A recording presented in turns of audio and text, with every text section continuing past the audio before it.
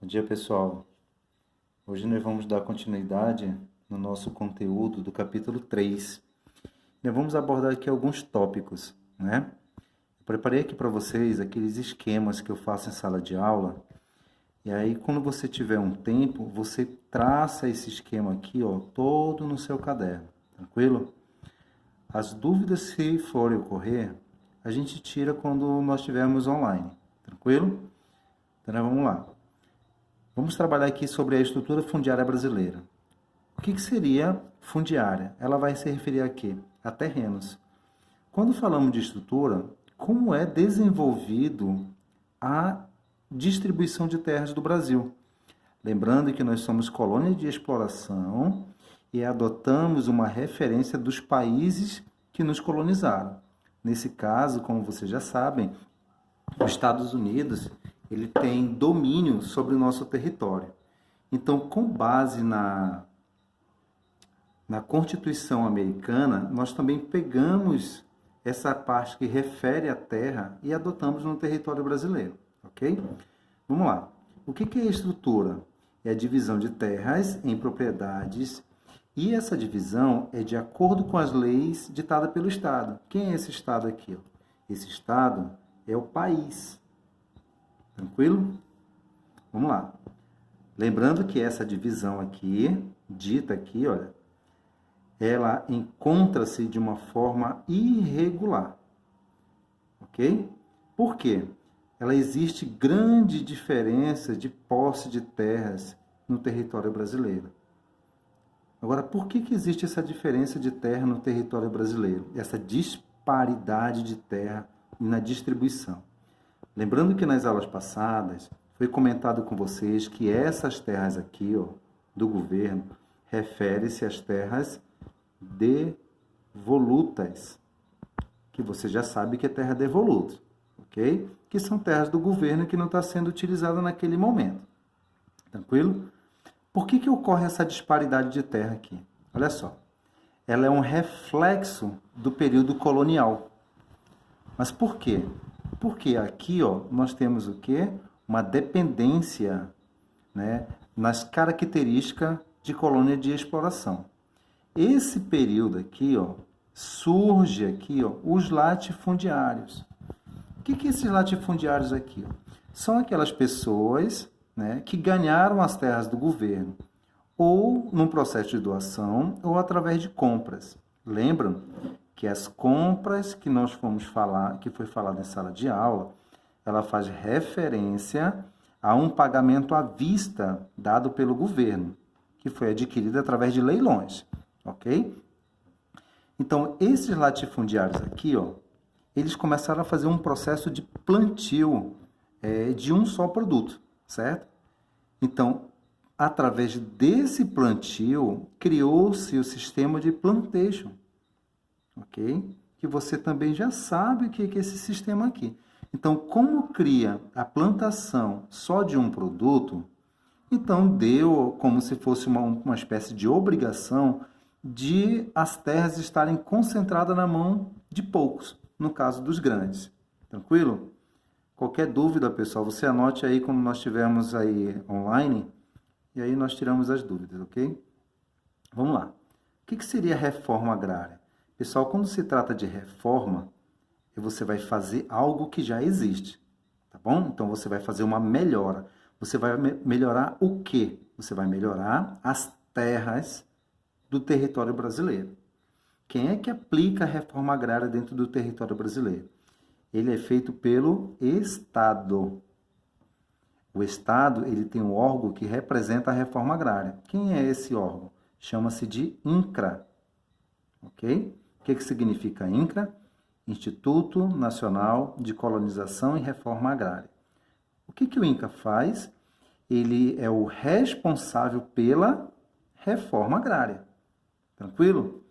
O que seria a reforma agrária? São medidas tomadas pelo Estado, mais uma vez, país, que consiste na distribuição de terras feita pelo Estado, ou seja, pelo governo. Tranquilo? Só que essa reforma agrária, ela vai utilizar as terras, não são terras novas, tá? Geralmente elas são utilizadas com aqueles latifúndios, com aqueles latifundiários, no caso, aqueles agricultores ou pecuaristas, que têm uma grande quantidade de terras, mas não tem ocupação nelas. Aí o que o governo faz? O governo pega um pedaço daquela terra, por exemplo, aqui, ó, o latifundiário, ele tem uma grande quantidade de terras aqui. O que o governo vai fazer? Ele vê que ele está produzindo só nesse espaço aqui, ó. Aí, poxa, o que está acontecendo? Como é que uma pessoa tem essa grande quantidade de terras aqui? Sendo que existe outras pessoas aqui, olha, sem terras. Ok? O que o governo vai fazer? Ele vai pegar isso aqui e vai começar a fazer um processo de divisão. E vai pegar cada pessoa aqui, ó, e colocar dentro de um pedaço de terra.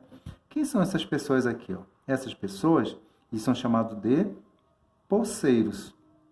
Quem são os posseiros? São pessoas que vão tomar posse da terra. Muitos os chamam de integrante do MST, que significa Movimento do Sem Terra. Tranquilo? Continuando aqui, vamos lá. Essa reforma agrária, ela tem objetivos. Eu citei alguns aqui para vocês. Outros estão lá na plataforma. Qualquer dúvida, vocês me perguntam quando nós estivermos numa videoconferência. Então, vamos lá. Desconcentração da estrutura fundiária. O que seria essa desconcentração da estrutura fundiária? O que é estrutura fundiária, pessoal? Fundiária, mais uma vez, refere-se às terras. Nós vamos desconcentrar de quem? Dos latifundiários. Nós vamos tirar um pouco da terra deles e distribuir para quem? Para eles aqui, ó, para os poceiros. Esse é o objetivo da reforma agrária. Produção de alimentos básicos. Aqui, essa produção de alimentos básicos é aquela mandioca, é a macaxeira, né? É o milho.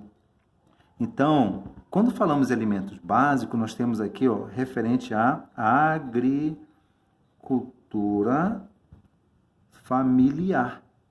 E dentro da agricultura familiar, apresentamos aqui a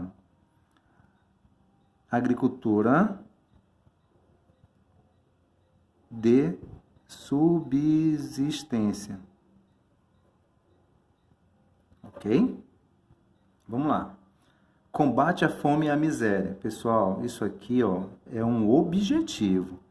Ah, professor, mas eu conheço alguém que ganhou terra do governo através do INCRA, mas continua na miséria e continua na fome. Lembrando que existem vários tipos de terras. Então, se o governo deu terra para aquela pessoa e aquela terra ela é completamente ácida, pobre, com certeza a pessoa não vai conseguir sair da miséria, porque o solo ele não vai ajudar no processo de produção. Lembro que na produção de alimentos básicos, que rege aqui a agricultura de subsistência, agricultura familiar, eles não vão usar tecnologias, que nós vamos comentar daqui a pouco no conteúdo mais na frente. Então, eles não usam tecnologia. O que eles vão usar aqui? O processo da roça de coivara, que é a queima do roçado, que vai usar as cinzas para um processo de enriquecimento do solo. Outra, o processo de redução da migração. O que seria essa redução da migração? Vamos lá. Se o maquinário chega no campo, as pessoas ficam desempregadas, correto? Então, eles saem do campo e vão para a cidade. Esse fenômeno chama-se êxodo rural. O que é o êxodo rural? É a migração da população do campo diretamente para a cidade. Tranquilo? Ah, e esse êxodo rural vai trazer algumas consequências? Nós temos a criminalidade, nós temos aqui a falta de emprego, nós temos aqui o crescimento nas favelas, o crescimento aqui, a ocupação de áreas irregulares, como os igarapés e morros. Vamos para o próximo tópico. Nós temos aqui o Estatuto da Terra. Esse Estatuto da Terra, pessoal, ele está dentro da Constituição, ok? Ela foi criada em 64, ela foi um resultado de insatisfação da população rural. Ah, por que isso? Porque além da população rural estar insatisfeita com esse processo da terra que estava sendo distribuída de uma forma desigual, como foi falado aqui em cima, ok? A elite, né? A elite que está bem aqui, ó, ela também fica com medo. Por quê? Quem é essa elite aqui? Ó? A elite são os grandes latifundiários que foi falado aqui na frente. Aqui, ó. Essa aqui é a elite. São os que foram beneficiados na época. Ok? Então, o que vai acontecer? A elite e o governo estavam com medo de uma revolução camponesa. O que seria essa revolução aqui? Ó? É um processo de inovação, onde a população rural iria exigir de uma forma, poderia ser mais violenta, essa distribuição de terras. Ok? Vamos seguir aqui em cima. Aqui, ó. Antes que ocorresse, no caso, a Revolução Camponesa, o governo ele toma atitudes, mesmo porque quando a população rural, aqui, ó, a população rural, ela quer tomar uma atitude e ela vê que o governo e mais a classe dominante, que seria os latifundiários, passam a ter medo, a população rural, ela ganha aqui, ó, reforço na revolução que teve, a Revolução Cubana. Essa Revolução Cubana, ela cria reformas agrárias. Lembrando, pessoal, que Cuba era aliado americano. E aliado americano, no caso, implanta todo o sistema que os Estados Unidos plantava, porque esse sistema de reforma agrária, apesar dos Estados Unidos ele ser capitalista, esse sistema de distribuição de terras em partes iguais, ele tem característica do socialismo, ok? Então, Cuba, ele apresentava essa distribuição aqui, ó. Então, criou-se uma revolução bem antes, ok? E essa revolução, essa reforma agrária, ela vem atingir os países latinos, grande maioria deles, não foram todos, mas está incluso aqui o Brasil. Ok? Então vamos lá. Algumas reformas elas vêm existir desde a década de 50, certo? Nós tivemos dentre as reformas as chamadas ligas camponesas. O que é isso aqui? É o movimento ruralista que dá pela reforma agrária. E esse movimento, pessoal, ele já existia há muito tempo atrás, desde antes do Estatuto da Terra, que surgiu aqui, ó, que surgiu em 64, o Estatuto da Terra, ok? Então, esse movimento ruralista, que é falado aqui, ó, ele foi símbolo do Nordeste na época, lá na região do sertão de Pernambuco, onde os nordestinos lutavam por uma posse de terra, por um pedaço de terra. Então, eles tinham argumentos para isso, porque era uma grande quantidade de terras que não estavam sendo utilizadas. E eles necessitavam daquele pedaço de terra para poder fazer ali a sua plantação, né? Ali a atuação da agricultura de subsistência, entre outros aí. Vamos lá. Aqui, ó, outro tópico. Modo de exploração da terra. Existem 3 tipos de modos. Primeiro chama-se de minifúndios. O que é esse minifúndio aqui? O pessoal está ligado à agricultura familiar. Olha só. Trabalho familiar e de subsistência. Lembre que em sala de aula eu falei para vocês que a agricultura familiar é uma coisa e a agricultura de subsistência é outra. A agricultura de subsistência é aquela onde o agricultor e a sua família planta e colhe somente para você, para o consumo deles, no caso. Se o que sobra da agricultura de subsistência e ele passa a comercializar, aí chama-se agricultura familiar, correto? Então vamos lá. Essa agricultura de subsistência ou agricultura familiar, ela não tem nenhum acesso às tecnologias. Então o que vai acontecer aqui? A chamada roça de coivara, né? Eles vão fazer o arado de uma forma mais rúdica, mais rudimentar, mais arcaica. Eles vão usar a força animal, né? Para fazer o arado das terras. Dependendo do lugar de onde eles vão estar, por exemplo, vamos trazer aqui para o território do Amazonas. Você sabe que o solo da Amazônia ele é um solo pobre. Consequentemente, o solo do Amazonas também ele é pobre. Mas temos um solo rico dentro do território do Amazonas. Esse solo rico chama-se solo de várzea. Então, o solo de várzea é um solo que se reforma, que se renova, não precisa do auxílio do homem para ele se renovar.